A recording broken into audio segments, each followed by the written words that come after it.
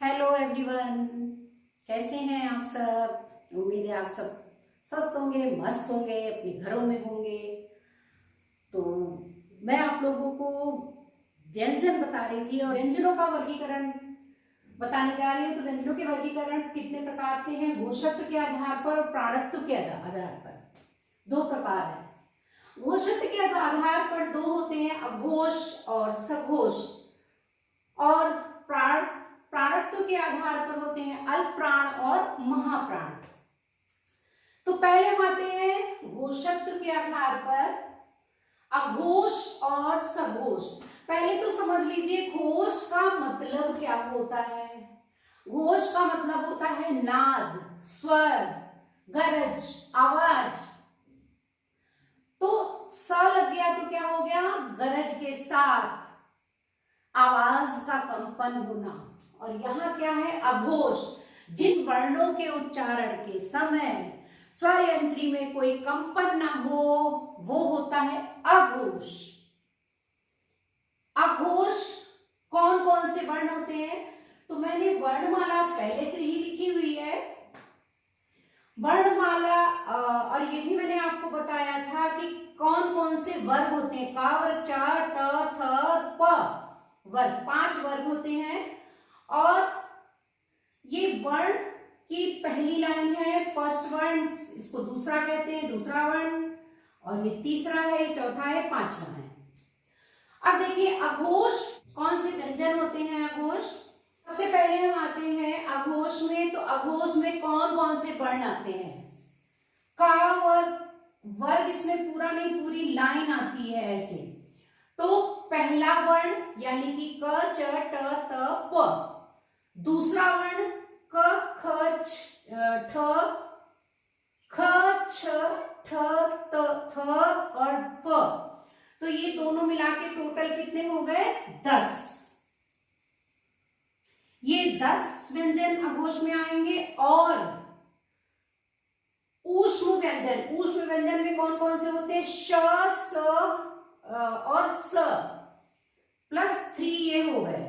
ठीक है, तो टोटल कितने हो गए हमारे अघोष, टोटल अघोष व्यंजन हो गए हमारे 13। सघोष जिनमें कंपन हो या गूंज उत्पन्न हो। तो जैसे जैसे हम आगे बढ़ते हैं तो क्या होता है? स्वर हमारा तेज होता जाता है, हमारी गरज तेज होती जाती है, जैसे ख, ग, घ। तो ये जो 3 है, ये जो 3 लाइनें हैं ये आती हैं आपकी सघोष में। और ये 2 लाइनें, पहला वर्ण और दूसरा वर्ण आता है आपका अघोष में, तीसरा, चौथा, पांचवा आता है आपका सघोष में। और एक चीज साथ ही साथ और देख लीजिए, ये जो 5वां वर्ण होता है यानी कि उंगा, इया, ण, न, म, इन पांचों को क्या कहते हैं? नासिक के व्यंजन भी कहते हैं। इन पांचों को, पांचवें वर्ण को नासिक के भी कहते हैं। 5वें वर्ण में ये पूरी लाइन आएगी। ध्यान दीजिएगा एक बात, मैं वर्ग नहीं कह रही हूं। वर्ग में ये वाली लाइन आती है ऐसे, मैं वर्ण बोल रही हूं। तो वर्ण में ऐसी लाइनें आएंगी। अघोष में पहली लाइन के वर्ण और दूसरा वर्ण। तो 5, 5, 10, 10 और 3 ये वाले 13 हो गए। ठीक है, सघोष में ये तीनों लाइन तो कितनी हो गई? 5, 3 जा 15 +11 इसमें स्वर भी आते हैं। स्वर 11 स्वर तो कितने हो गए? 20, 6, 26 और 4 ये आएंगे यर, लव। तो +4 टोटल हो गए 30। तो अघोष व्यंजन होते हैं 13, सघोष व्यंजन होते हैं 30। एक छोटी सी ट्रिक है, आप ये याद कर लीजिएगा। 1, 2 आता है अघोष में और 30 12 आता है अघोष में और 345 आता है सघोष में। ऐसे आप याद रखेंगे तो याद रहेगा। और इसके साथ साथ ऊष्म व्यंजन आते हैं अघोष में, अंतस्थ व्यंजन आते हैं सघोष में।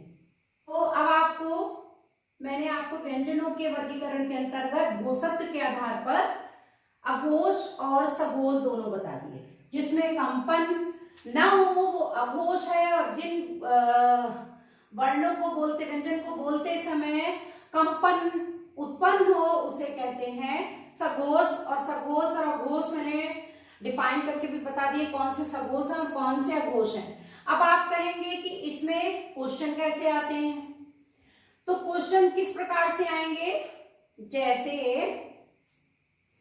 मान लीजिए ये आ गया क, ख और म, ध, ऐसे कुछ वर्ण दे दिए और बोले इनमें से आप सघोष और अघोष अलग कीजिए। तो कैसे कर लोगे आप? अघोष कौन सा हो गया? क, क्योंकि ये आता है आपका पहली लाइन में, पहले वर्ण में, और दूसरा हो गया आपके अघोष हो गए। फिर आता है आपका म और ध। म आता है आपका पांचवें वर्ण में, यानी कि सघोष के अंतर्गत आता है ये। और ध भी आपका चौथी लाइन, चौथे वर्ण में आ रहा है। तो ये दोनों हो गए आपके सघोष। तो ऐसे ही मिक्स करके दे दिए जाते हैं और उनमें से पूछा जाता है, तो आपको उसके लिए ये वाली सारणी याद करनी होगी।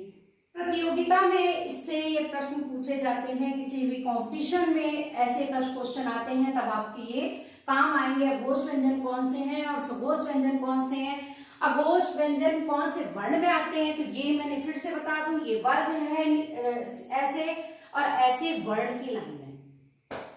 ठीक है, बताती हूँ आपको प्राणत्व के आधार पर। आपको नाम से पता चल रहा है अल्प प्राण और महाप्राण। अल्प माने छोटा और महा माने बड़ा।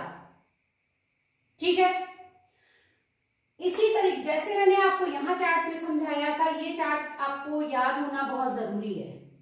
ऐसे ही इसमें आप ध्यान कर लीजिए। देखिए अल्प प्राण कौन से हैं? पहली, तीसरी और पांचवी, ये हो गए अल्प प्राण। क वाली लाइन, तीसरी ग वाली लाइन और पांचवी ये तो तीनों हो गए आपके अल्प प्राण। महाप्राण कौन? सेकेंड और फोर्थ महाप्राण में आएंगे, यानी कि ख वाली और ये वाली लाइन और ये वाली लाइन, ये आएगी आपकी महाप्राण में। ठीक है, ऐसे भी याद कर सकते हैं इसकी ट्रिक कि 1, 3, 5 आपका अल्प प्राण में आ गया और 2 और 4 की लाइन आपकी महाप्राण में आ गई। तो अब ये 1, 2, 3, 4, 5 आपको तभी याद रहेगा जब आप इसको याद रखोगे। इसके लिए आपको इसे याद करना बहुत जरूरी है। तो अल्प प्राण यानी कि जिसमें हमारी सांस धीरे आती हो। अल्प देखिए क, ग। अब वही महाप्राण है ख, क, ख, ऊंची आवाज होगी, फिर ग, घ, ऊंची आवाज होगी। तो इसमें क्या हुआ, हमारी सांस ज्यादा तेज हुई। तो तीसरी लाइन, सॉरी,